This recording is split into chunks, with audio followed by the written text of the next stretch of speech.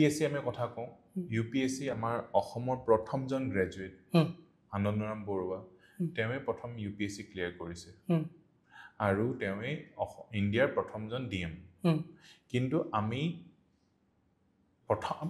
এনেকুৱা কোনো জাতিয়ে নাই গোটেই বিশ্বতে এনেকুৱা জাতি নাই যিটো জাতিৰ প্ৰথমজন গ্ৰেজুৱেট তাৰ আগত কোনো গ্ৰেজুৱেটে নাই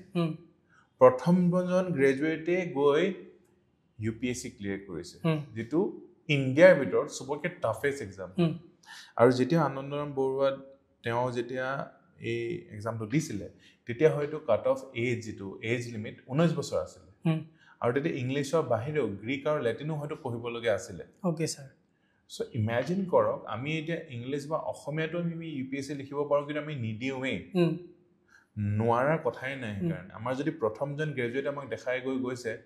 কিন্তু আমি আনন্দৰাম বটা আমি দি থাকো আনন্দৰাম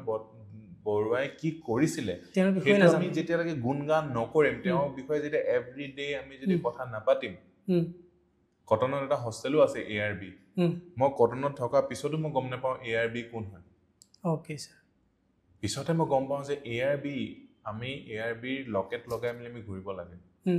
ARB স্ট্যাচুজ আমি বনাব লাগে ARB আমি আমাৰ ওয়ালপেপাৰ কৰি ৰাখিব লাগে যিসকলে সিভিল সাৰ্ভিস প্ৰিপেয়াৰ কৰি আছে